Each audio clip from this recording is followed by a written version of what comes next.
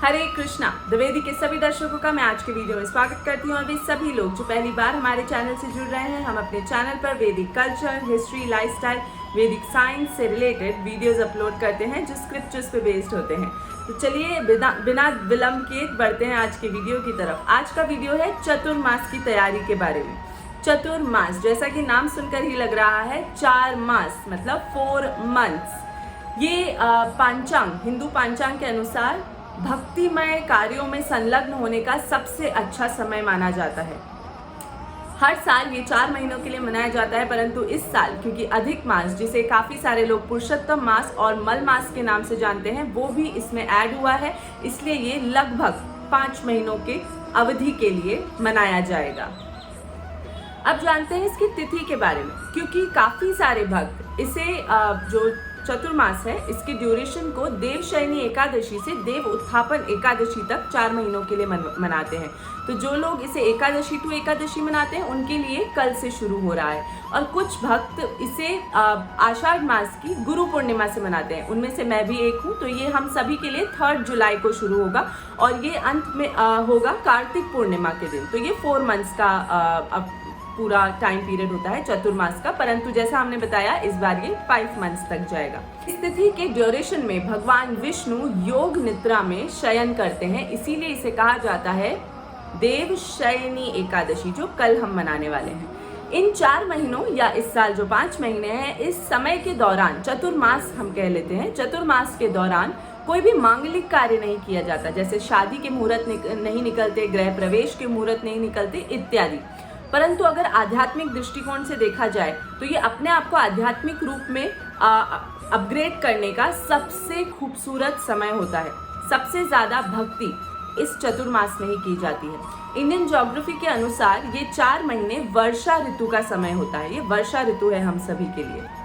तो आइए जानते हैं इस चतुर्मास की कथा तथा नियम के बारे में।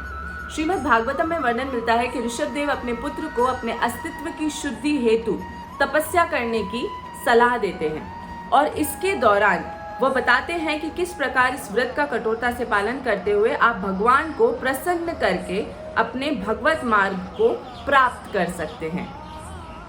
आचार्यों के अनुसार पहले के समय में ऋषि मुनि इत्यादि क्योंकि प्रचार हेतु यात्राएं नहीं कर पाते थे वर्षा ऋतु के समय में, इसीलिए वो चतुर्मास में एक ही स्थान पर रहकर सबसे ज्यादा तपस्या, जप तथा कठोरता से नियमों का पालन करते हुए भगवत प्राप्ति में संलग्न रहते थे। अब देखिए, हम इतने सक्षम नहीं हैं कि पहले के युगों के मनुष्यों की तरह कठोर तपस्या करके गोलोक वृंदावन जाए, परंतु आज के भौतिक जगत में रहते हुए भी हमें तपस्या का पालन करना चाहिए, अपने जितनी हमें श्रद्धा और शक्ति है उसके अनुसार। तो आप इससे अपने शरीर को कष्ट पहुंचाने की बजाय अपनी इंद्रिय तृप्ति की आकांक्षाओं को संतुलन में लाने का, यानी एक डिसिप्लिन मेंटेन करने का और अपनी इंद्रियों पे कंट्रोल लाने का एक जरिया देखिए। तपस्या का तात्पर्य ये नहीं है कि हमें अपने शरीर को यातनाएं देनी है, परंतु तपस्या का तात्पर्य हम एक छोटे से एग्जाम्पल से समझते हैं। मान लीजिए आपको कोई बीमारी हुई, आप डॉक्टर के पास गए, डॉक्टर ने कहा आपको इन 5 चीजों से परहेज करना है, तो उस सेहत को फिर से पाने के लिए आप कठोर तपस्या करते हैं और उन फेवरेट 5 आइटम्स को छोड़ते हैं। क्यों? क्योंकि आपको जल्दी ठीक होना है, राइट? तो आपने वो 5 चीजें छोड़ी कुछ समय के उपरांत। उसी प्रकार क्योंकि हम पूरे वर्ष नहीं ये तपस्या कर सकते, तो ये 4 मंथ्स या चतुर्मास निकाला गया है पांचांग के अनुसार स्पेसिफिकली, जिसमें हमें ये तपस्या का पालन करना चाहिए, जिससे कि हम अपनी भौतिक इच्छाओं और इंद्रियों को कंट्रोल करके भगवान को बता सकें कि हम आपकी भक्ति करने में सक्षम हैं।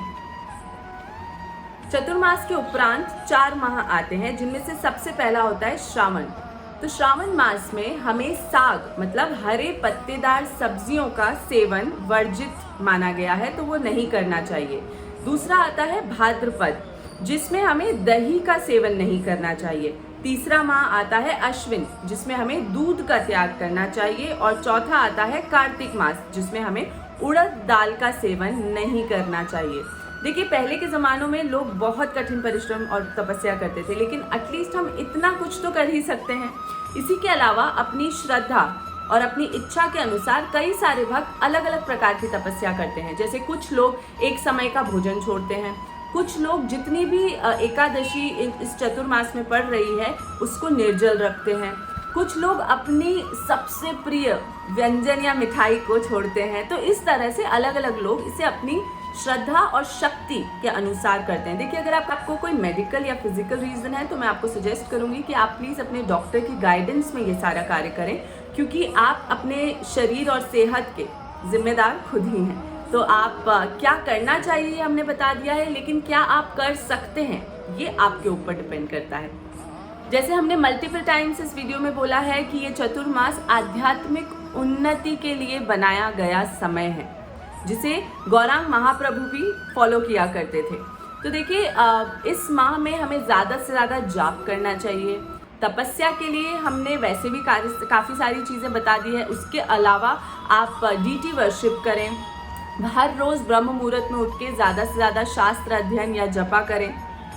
अगर आपके घर के आसपास कोई पवित्र नदी या जल स्रोत है तो वहाँ पर जाकर आप स्नान करें। भगवान की कोई सेवा लें, मंदिर अगर घर के आसपास है तो वहाँ से आप कोई सेवा ले सकते हैं। आप साधु संग कीजिए, ज़्यादा से ज़्यादा भगवान की कथाओं का श्रवण कीजिए, जिससे भगवान से आपका कनेक्शन ज़्यादा बढ़ेगा। सभी एकादशियों का कठोरता से पालन कीजिए, शास्त्र अध्ययन कीजिए, और जो भी संग आप कर रहे हैं, जो भी आपका एसोसिएशन हो रहा है, उसे थोड़ा ध्यानपूर्वक करें कि क्या वो एसोसिएशन भगवान के मार्ग से आपको दूर तो नहीं कर रहा। तो ये कुछ छोटी छोटी चीज़ें हैं जिन्हें ध्यान में रखकर हम चतुर्मास का पालन कर सकते हैं। तो ऑल द बेस्ट आप सभी को, और आपको हैप्पी कृष्णा कॉन्शियसनेस। आप भगवत मार्ग पर प्रशस्त रहें और अपने चतुर्मास को दृढ़ता से पालन कर सकें। चतुर्मास में आने वाला श्रावण मास, कार्तिक मास और अधिक मास, जिसे हम पुरुषोत्तम मास या मल मास के नाम से भी जानते हैं, इस पर भी हम अलग अलग वीडियोस उन मंथ्स के स्टार्टिंग होने से पहले आप सभी के साथ शेयर करेंगे for additional information. And thank you for watching today's video. Hare Krishna.